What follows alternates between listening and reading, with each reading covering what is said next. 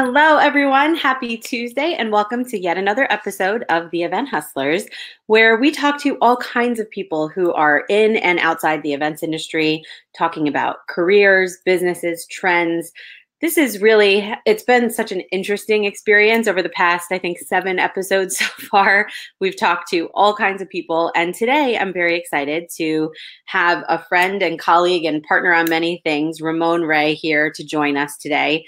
Ramon and I have known each other for many years, and I'm very excited for all of our listeners to get to know you as well. So, Ramon, thank you so much for joining today. Hey, Liz, you are so welcome, and thank you. Indeed, I remember when I first heard of Liz, I was like, the things she was doing, I'm like, this is so cool. And then I saw Liz on stage, and I was just like, I just needed music. Now we're working more and more, so I'm excited. Thank you for having me, Liz, and hello, everybody.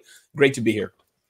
So, Ramon, why don't you take a few seconds and just tell people a little bit about your career, which I know is you've done many things. Sure. It would be great if you could walk people through not only what you're doing now, but kind of the path you've taken to get here. Absolutely. So as of today, it's hard to say exactly what I do, but my money comes, which is usually the easiest, working with large brands who want to reach the community that I have. That's the essence of it. If people understand that, especially many of those in your group who may do events and et cetera. So I have smarthustle.com, which is a community of small business owners learning how to start and build their businesses. And I work with large brands such as Salesforce, SAP, and many others to reach that community in some way. In addition to that, of course, we provide valuable content, and people want to buy a ticket or buy into it in some way, invest into it, just like we do for many events. So that's the summary of what I do. My journey has been, I'm an entrepreneur. I've started a few companies, sold 2, clearly not hugely big dollars, because I'd have like original Van Gogh or something back there. But that was a beautiful painting, by the way, by my friend Sue, Shades of Sue. But entrepreneur, started a few companies, sold 2, authored of a few books. Celebrity CEO is the latest one about community building. Worked at the United Nations, Liz, for a few years, as you probably know, until I was fired. And as you know what I eat on Saturday morning, I love burnt pancakes, darker than me, has to be, and 5 slices of bacon with high fructose corn syrup. So that's a little bit about me. Okay, so there are many things we have to talk about, but we have to start with the burnt pancakes. I've seen your pictures. They look really good. Sounds good when you say it on like air like this where people can't see the picture, but looks pretty good to me. You just overcook them? Yeah, I mean, really, people first think, Ramon, are you just saying that tongue in cheek like, okay, right, you can't cook. No, I can make them nice and IHOP-ish or whatever your favorite color of pancake is, but I put a little more oil, burnt, because I like when that knife cut. See, Liz, you're getting me. When that knife cuts into it, I want to hear it go. It's the crunch. Yes. I'm a big texture person when it comes to food, so I totally get it.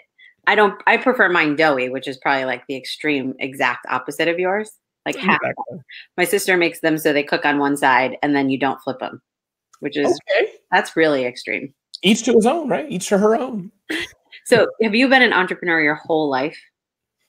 You one of those people who started. What was your first? We had an interview a few weeks ago with Donville Collins from VCast, and he talked about his first business being around 13 years old. And I told about the story about my little. We had a little business, my sister and brother and I, selling soda in our lawn to people, kayakers who were going by when we were like 8. Did you have those kind of things when you were a kid, or has this been something that was when you were older? Yeah, more older, meaning a young guy. I'm almost 50, a few years from 50, but yeah, not quite as a kid. I think my first entrepreneur experience is probably stealing money from my roommate's drawer. I grew up in a kind of a community building, so I think I recall stealing $1 or $2 for chicken wings. But first business really that I think I got money with was Family Computer Consulting Services. Ugly business card. This was in the 90s, Liz. I don't even know exactly when, but say whenever 286, 386 was important. You're still doing a lot of Ethernet wiring. Microsoft Access was big at the time, so those who are listening can help me frame what date that would be. But that was my first company. But I think even though it wasn't a business, I was always technically oriented, always in the hustle, just not necessarily at the business. But I think really as I graduated college and in college, that's kind of where I was like, you know what, I have a talent. That's really where it hit me, that when somebody, like a Liz or somebody else was like, Ramon, so how much would it cost for you to fix that computer, which is my first job? I'm like, to pull out this modem? I don't know, cookies? I don't know. And then someone's like, no, you need to invoice and charge hourly. So yeah, from computers to speaking and onwards, that was kind of my first venture. So if you look at that first business that you had and then where you are now doing large events, you have a really large online audience, you're doing speaking all over the world. What are some of the things you learned along the way that have gotten you to the kind of business that you're running today as compared to where you started from? Obviously, we all have that evolution. Sure, absolutely. I think one thing that's been consistent is, and I think the aspect of a little bit of humility. So I'll talk about maybe what's been consistent and what's changed, if that makes sense, if I'm answering a question. Sure. But I remember I was, one of my clients was a United Nations security officer. Never call them security guards. They're security officers. They like that better. So security officers, I was in his home, this big barrel-chested guy, fixing his modem on his compact computer. Bottom line is, Liz, it started frying. So I guess, but even back then, I was like, sir, I am so sorry. Here's all your money back. I had to buy him, I think, a new computer at my loss. But that's how I roll. And we've gotten to know each other a bit. It's just, even at my loss or my hurt, it's my partnership, my person, my customer first. So I think that was one. What's changed, I think, is a lot is definitely, Liz, for me, as you know, I do this often, social media. I mean, I remember having an e-fax number. If you're listening live or even in the archive, if you know what e-fax is, don't Google it first. I'd like to know, like DM us or something. But and that was like back in the day, you have an e-fax number, you could fax to anywhere. So today, as you know, hardly none of all that's gone. It's now all Dropbox, right? Or some other drive. So those are some of the big things I think is the speed of communication. Microsoft Access. I remember installing it, CD drive and all that. Today, sheets.google.com or sheets.zoho.com or what have you. So I feel like you're a gifted speaker. You've been the MC for TECHSYTALK before, and obviously you have your own Smart Hustle Growth Conference and other events. And so you're very good on stage. Is that something you've always felt comfortable with? I think so, Liz. People ask me that quite a bit. And again, I have a lot of problems, and people have told me to stop saying that too. Ramon, stop deflecting so fast. Well, over the time as we're together, Liz, you can help me be a better person in that with my own head. But see how quickly I did that, though? I said, yeah. I can't say I'm better at that than you are. So. But yeah, I think it's been that. Even as a kid, I can remember I was the one who wanted to speak. I ran for some silly little, I shouldn't say that NYT, but my alma mater, it's student government. Liz, I just wanted to do it because I wanted to debate the guy. It was like him, and there was an empty podium. I'm like, heck, somebody has to, in a good way, destroy him verbally. So yeah, I think that's one thing I think God's blessed me with is just communication. I haven't had formal training. I'm a member of the National Speakers Association, but that's about it. And those who want to get better speakers, I think really my tip to them, Liz, is just keep doing it. Keep doing it. And do take a bit of training. I've learned things, especially the stage positioning, how to make it smooth. So that is a bit of an art and science. But then those who are not well-spoken, maybe you stutter over your words or you get nervous, that you can get help from. An hour or a few hours with somebody, they can really coach you how to be a better speaker. But yeah, for me, it's been, thank God, I think it's been talent. Yeah. Now, in addition to doing public speaking, though, do you feel like that helps you in terms of representing your business and being kind of the face of Smart Hustle and Ramon Ray? Yeah. Is it easier then for you to go into a big company and kind of sell the things that you're doing and make those connections? Or is that kind of a separate skill set, you think? Great question. I think I took behind me is the book Strengths Finders, which 80% of your tribe will know. And I one of the things at first I thought was bad, Liz, when I took the book and they were like, all these people had all these cool stuff. And I felt I wasn't, but I was like in the corner when I used to work at Infusionsoft. And they're like, Ramon, you have woo. And I'm like, oh, okay, sorry. No. But only two of us out of a room of 50 people had it. The point being is that, so I think, yes, Liz, I wonder, it's a good question. I wonder, is it the woo which enables me to connect to people and sell pretty well over the years? That's, just me selling big sponsorship deals to big companies. Is that enabled me to be a better speaker? Or I wonder, is being able to communicate and speak, as I've learned, over the years, I get better and better. Yeah. Has that enabled me to be a good person at selling and working with people? So I wonder, but I do think it's a combination, because I think that those who have woo and could connect with people well, you have empathy and concern for your audience. And I think the reverse, if you're a good speaker and you communicate well, you probably do well one-on-one selling too, because it's really about listening and empathy and care about the other person. So I think so.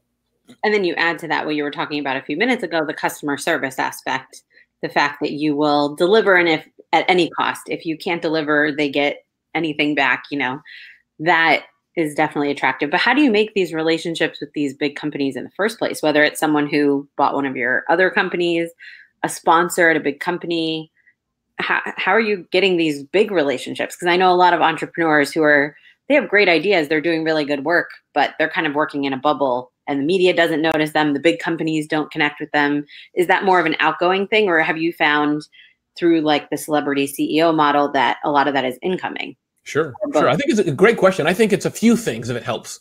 I think one is being able to see around corners, and you can help me as we're having this discussion. You can help me translate what these things mean if it doesn't make sense. But seeing around corners, I think I can remember Hillary Clinton. She was, let's pretend, here. And there was like 8 billion people over here when she was a senator at the time. Everybody was going at her. Now, I've always kind of loved the aspect of media interviews. So I saw what I call the girl in the corner. And this girl she was wearing all black, had the kind of not too high, not too low heels, and 2 purses and 3 Blackberries and a clipboard, as it were. Just looked like the girl. I'm like, you know what? I bet she's with Hillary. She's not the event staff. So the point is, that's how I got my first interview with Hillary. So point being is connecting with these vendors. I think, yes, I think it's about A, not seeming so desperate. 2, not trying to sell them. 4, being willing to walk away, as we've heard that I think VCs and others kind of say this in high stakes games. Are you willing to walk away? And I think 5, really savor the relationship. And I think that's something I do quite well. I think if I may, Liz, I think of our relationship. I mean, we didn't really, so I'm going to give you guys the secret style. Liz and I got to know each other better. Listen carefully. So, no, but really. So Liz was doing her events, big events, all these great things. And I was doing my things. We really didn't know each other. But I must say, Liz, I wanted to get to know you and work with you. I liked what you were doing. And so it wasn't really strategic, but I think you may notice over time, or you may say, I don't remember that, showing up. I think maybe once or twice, even buying a ticket, could have asked you for all these things, but, investing in you and being there and helping and showing up, people then begin to trust you and you get to know each other. So that same principle, it's not going to happen overnight, but over 3 years, you going to the Dell event, reviewing the Dell computer, doing whatever with them, they're going to get to know you. And that same relationship works with anything. So I would tell people that some of the points I said, but I think also one thing I'll add, Liz, is that to know your differentiation, I'm a very small business. I am not WCBS Radio. I am not Inc. I'm not Forbes, none of those big companies. But I can figure out what's the special sauce I have that this big billion-dollar company wants, and how can I craft that, as we're doing, how can I craft that and bring them something that's attractive to them? Mm-hmm. So that's kind of, I think, the bigger piece of it. We're all very small businesses, but we can find that gem that big companies will want to work with us. Yeah, no, that makes a lot of sense. And when you seem to be the kind of person who will talk to anybody. You and I had a meeting at Starbucks, and you were like talking to the person sitting next to us and the people selling something outside. And I think that's great because you learn something from everyone. I've seen so many people who are like, I have to, let's say, get in touch with Hillary Clinton, and it's just blinders. They don't even see anybody else in the room, let alone be willing to interact with anyone else. Yes. And they're missing a lot of opportunities. When it comes to these relationships, though, are you like manually tracking them? I know CRM is a question that comes up all the time, and a lot of people either have a solution they love or they can't find. I'm one of those people. I can't find anything that I like. Well, you're probably thinking this. Yeah. So here's my playbook to that. Good question. I'll get a little techie. Yes, maybe a little. Yeah. So I think one, and I posted this on LinkedIn. You should see that 45-second video on my LinkedIn profile after this discussion.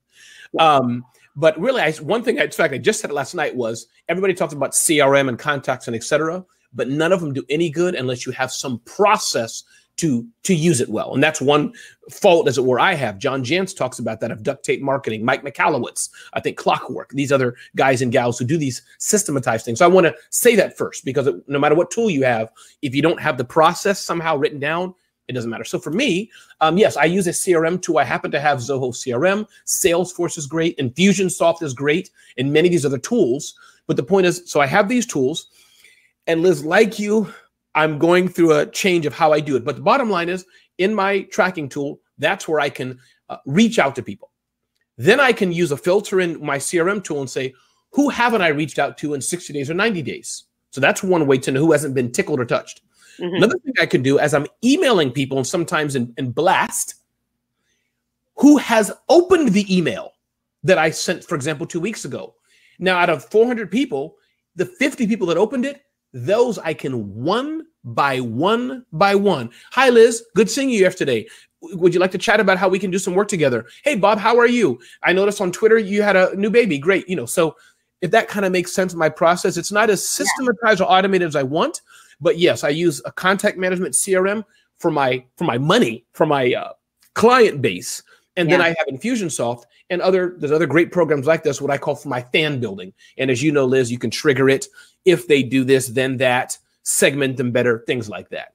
So I hope that made a little sense. Yeah. And I think it's important to have that mix of things where it's like part automated and part the personal touch. I mean, to your point, you can't automate everything, but even if you could, it's not a good idea. Correct. And I never want to automate, let's say Liz has invested $75,000 in me, whatever the number is over the years. Let's say she's done that. Then I want to make sure though, that I'm not sending a automated email. Dear Liz, how are you? She just wired me that month $25K. Yeah, I have my email list, but Liz is not going to get, so for us small businesses, segment your list. I used to say segregate your list until people were like, Ramon, segregate and segment are two different things. So segment your list really, and you could still send an email blast. But those, your 10, let's say, we are 12, most of us don't have hundreds of clients, your 10, 12, 15 clients, those you better know. And on a regular basis, they should know that you thought of them personally. Yeah. Now, is this something, I don't want to spend too much time on systems, but is this something that you started from the beginning? Or is this something, did you reach a point where you're like, okay, now my audience is getting big, I need to take this very seriously, and you had to go back and kind of start segmenting and recategorizing and all that fun stuff? Yeah, great question. So I've always had, using Infusionsoft, I've always had for my fan base, thousands and thousands of people, and that's an email newsletter, MailChimp, Contact. And on the next show, we can get geeked out between, well, I won't say any brands right now, but we can get geeked out on email marketing. But the point is that, so Infusionsoft has been my community builder, fan building for the masses. But of late, I'm really learning, Liz, that I have to be a better salesperson. And not to come across that way, but if I'm going to have predictable revenue streams and see what's coming, I have to get ahead of the curve, and that I haven't done well. So hats off to my friend Sean, hats off to other people who have been in my life, who I've talked to, coaches who said, Ramon, to do this once a week, because it's, as you know, Liz, it's easy for me to pick up a phone and do selfies and do, hey, 3 things to know. But to sit down, dear PayPal, how are you, Jenny at PayPal? How are you? What are you doing in 6 months or a year? Are you going to be at South by Southwest, by the way? Did you want me to host that event? Just following up. Oh, Ramon, we're not planning for it yet, but get back to me in 4 months. Click 4 months. This is a motion for the CRM. So if that kind of makes sense. So I've always done it, but I'm trying to be more disciplined, Liz, because I want more profits, as all of your listeners do. Yeah. So it sounds like reliable revenue is one of the things that you're hoping to focus on for the future. Yes. How are you doing that as you look at your business model, and or what are other things that you're hoping to achieve in the next 1 to 3 years for your business? What are those new things you're focusing on? Absolutely. 2 things. I think one is being much more purposeful to follow up. Clayton Mask of the company's now named Keep, he says that, and you know this, Liz, but oftentimes it's very small businesses. We don't have time. We don't do it. So I think follow up, because in my world, at least of the big brands who I work with, they all know Ramon. And this is not a climb anything. It's just I've been doing it so long. Yeah. Cisco, Dell, AT&T, any brand who's selling to small businesses knows Ramon. That's a fact. It's my job to make sure I'm important to them. It's not their job. It's not Brandine's job at Samsung to, we're going to Florida. We should have Ramon MC. That's my problem, to be in her face in a good way. So that's one half of it. Second thing I'm doing, Liz, and let me know if you want me to talk a little more detail about this, but I'm having partnerships with others to extend what I'm doing. And that is part of the plan, because I can only do so much, one, and I only have the capacity to do it well, if that makes sense. We all have a lot of talents, but some people do it better than others. So I'm partnering to extend the Smart Hustle brand and do more than I could do on my own. And if you wish, I can go beyond, but I'll stop there if you like me to. Yeah, I feel like you teased it, and I'm totally fine with it. Okay. So nutshell is, and some of you may have seen some of the things on Facebook, I'm working with Liz, and we're partnering together in a variety of events that you're going to see out. Smart Hustle Pitch. a pitch event to where you can pitch journalists, a Smart Women, Smart Hustle to educate women entrepreneurs, a Smart Hustle Growth Conference, my big conference, bringing between 200 and 300, give or take, people together. So in that case, honored to partner with Liz and say, Liz, listen, can you help me? You know events, you know building communities, these things that she's strong at. Can we work together? And not where you're, because it's different, not that you're working for me in that degree, not that I'm working for you, but we have some common interest. And then Liz has her whole full suite of things that she's doing that are important to her. So what can we do together? So I'm excited about that, Liz, and if it helps other people, because I think hiring someone you can do, but you still have to give them direction and think. Partnership, if it works well, if you're lockstep, it works. I don't know how else to explain it. Like two guys who own a pizza shop. You're not hiring somebody to come in and clean tables. It's your partner. So they can take a whole half of your energy and grow it with you, if that makes sense. So, I'm very excited about our partnership, and partnerships, I think, are a really smart way to build your business. As you said, you find someone who has similar goals, different skill set, you help each other, you work together. It's a beautiful thing. And I know we've talked about this, but I think we should talk about it on air. Sure. It's so important, though, that the partnership is right. And ours is something that I'm very excited about. And I've learned a lot, because I've actually been in the position where I've had bad partnerships and it just does not go well. And I never have, by the way, never. And you never have. And most people have had at least one or two experiences. My first partner, Marion Banker, sorry, I didn't mean to cut you off, Liz, but she was saying I had a partner doing my small business summit, as I think you know of years ago. She was like, Ramon, nothing personal, but she'd been burned. She's like, Ramon. So I finally said, Marion, and God bless her. Marion, if you're listening, kisses to you. She's in the South. But I said, I'm putting my credit card down for this hotel. I'm doing it. So whether you're on board or not. And when she put her card down, that was 50-50. So 14 or 12 years we were doing it at the time. And so, but go ahead. What were you saying about? I mean, part of it might be luck, but I have a feeling you have a really good radar for understanding who would be a good partner. I've had bad experiences where it seemed like it made a lot of sense. But one of the biggest issues I have had is control. I think as an entrepreneur, you run your business, you're like used to just running with any idea you have and making it happen. Right. And then when you have someone who is not completely on board with the vision, things start to slow down. It feels like you're not achieving, and then I'm a control freak. So I found a few things that work for me, and I know what I'm looking for in a partner now that would allow me to have enough control, but not overpower the whole scenario. But are there any things you're looking for in a partner that you feel like as long as they have these 3 or 5 or 10 things, we're going to be okay? Yeah, that's a great question. I think that one thing just about what we're doing as well, Liz, and it doesn't mean that I don't care, but I don't think I'm too much of a control freak, as you kind of have seen typos so I don't mean it in a negative way. But I think it's a good blend, because if both of us were it has to be fuchsia and it has to be all caps. That's a problem. Yeah. What's important to me and my goals, one, they align with you. That's one. But what's important to me is I don't know, the flow, or just, it's different. I can't even tell you what's important to me, but it's just different. Other things, Liz is like, Ramon, here's 47 suggestions for you. I'm like, you know what? 46 are great. Just the one, I don't know. But if you like it, go for it. So I think it's important to me is just, and it's maybe similar to Shark Tank. One, do I like the person? This is important. And we can all go up and down, but there's people who maybe I don't like, but they're a perfect fit. Do I cringe when I get an email? Do I want to visit them or whatever? I think that's one thing. Do I like them? I think two, I think time, Liz. I think really, again, partnerships at some level, you just do them transactionally, but I think it's core to my business, my life. Then I think our DNA, not DNA maybe didn't come out right, but our business DNA, are we gelling? So I think that's point 2 is important. And I think really, is there mutual common interest? If I'm working with someone, I don't know how to describe it, but I'm working with someone and they want to do something different, or I can't add value to them as well. That's another thing. That's not a partnership. It's like kind of the guy who's with, I don't know, the guy who's not taking drugs somewhere and they're wondering who's the cop. I don't know if that makes sense. That came out wrong, but you can help me translate this better, Liz. You know what I'm saying? I know what you're saying. I think. Okay, good. No, we don't have that much time left, but I do want to make sure you have some time to talk about Celebrity CEO.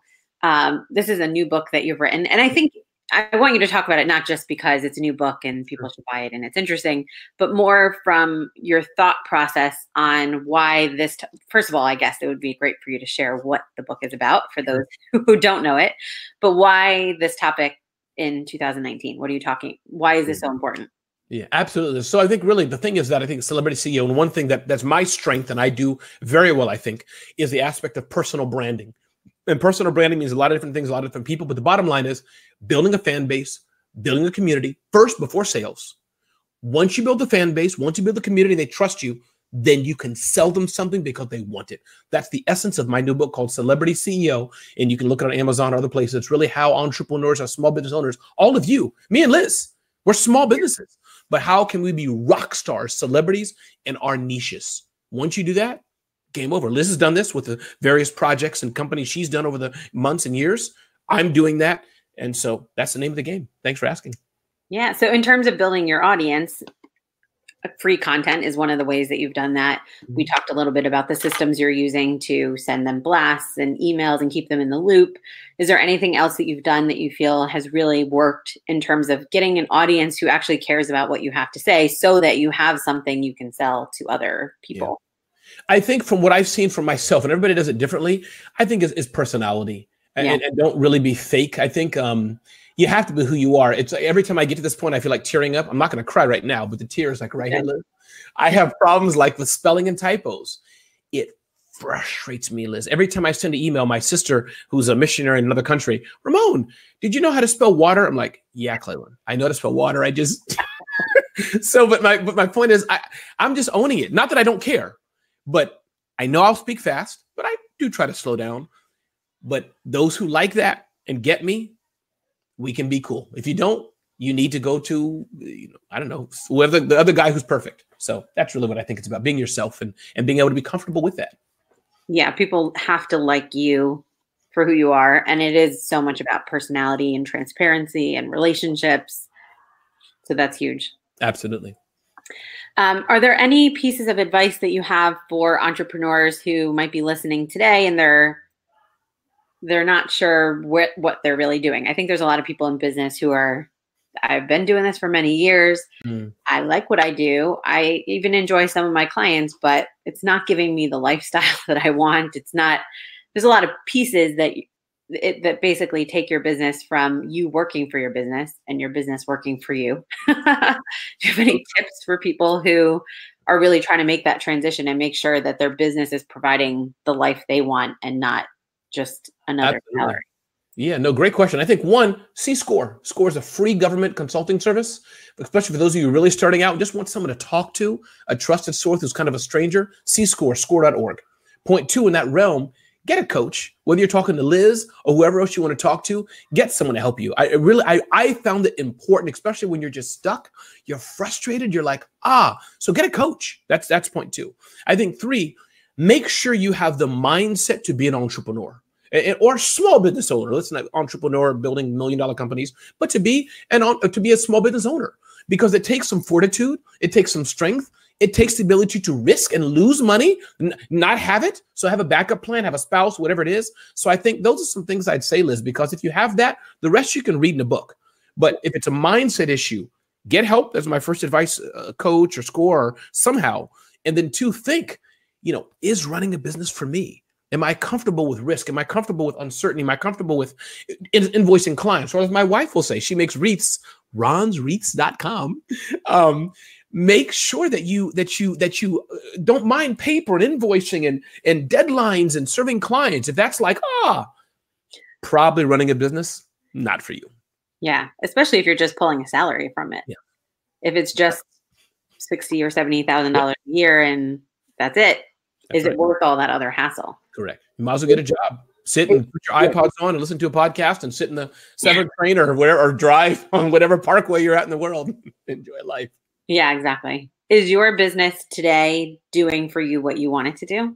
It is, Liz. I think the biggest struggle I have is this, as we talked earlier, the scalability, not too big, but I want to scale it a bit, make some more profit and more consistent revenue. That's really what Ramon's working on. To be open, vulnerable, whatever, more consistent revenue, not just hey, Ramon, can you speak? As I've been living for over 20 years. Sure. But it is, Liz. When I think about going to a job, and LinkedIn knows exactly the jobs they want. Etsy, Senior Director of Community Management. Perfect for me. And I'm like, I know I can't wash my car at 11. Can't have a date with my wife at 3. Yeah. Can't go to Dominican Republic for 2 weeks. So it's the freedom, Liz. The money, secondary. Sure. Money can go and come, but it's the freedom, as I know you know, that I can do what I want when I want to a degree. That's what I love most. Yeah. I think freedom is the reason most entrepreneurs run a business, but sadly it's the least thing they get if they're not running it strategically. Yeah, that's true. You have to be to a certain level. You're right. You have to be able to know income's coming in to be able to go to Dominican. And I'm not trying to be some Grant Cardone, Gary Vee. Those guys are nice, but meaning oh, look, I'm in Dominican for a month and I'm not doing anything. My team is. I'm not fronting you. That's not me. But I do have a level of freedom. Indeed. Yeah. So, yeah. Absolutely. Do you have any last words of advice and definitely I want to have you share how people can get in touch with you if they want to talk to you more? Yeah, I would just say, listen, keep at it, especially if you know you're on the right path, especially if you have consultants and friends and family and others you're talking to that are, being some bumpers for you. Keep at it. Keep learning, evolve. And those of you who are frustrated today, going through a difficult time, ideally, it will get better because you're going to mature, you're going to learn. So keep at it. Celebrate your wins. And if I can be a help to you, you can check me out at smarthustle.com or ramonray.com, or just go to see Liz. Same thing. I'll send you all the resources. Definitely, if you are watching this, I highly recommend you check out the Smart Hustle Growth Conference, which is smarthustleconference.com, right? Mm-hmm. So we'll be sure to put that in the blog post where we share this video, as well as in the thread. Really good conference for those of you who are looking to scale up, marketing tips, all kinds of really good stuff. And I'm not just saying that because I helped produce it. It is an amazing conference. And this is how many years now? 14 or 15 or 16. I think it's 15 maybe. Yeah. So any event producer can appreciate how challenging it is to make an event successful for that long and keep innovating and making it fun and exciting for people to come to. So congratulations on that. Thank you. Well, thank you so much for joining us today, Ramon. It's always fun to talk to you and learn lots from you. And I'm very excited about the partnerships that we have coming up and some of the new things. So if you are following me on social, please make sure you follow Ramon as well, because we have lots of exciting things that we're working on that we can't wait to share with you. And I think it's going to be good. So thank you so much for your time. Thanks, Liz. Appreciate it. All right, everyone. We will see you next Tuesday at 10:30 Eastern for another interview. And in the meantime, you can catch everything else that's happening on lizkingevents.com and facebook.com/event hustlers. Thank you so much for all of your time, and we will see you next week.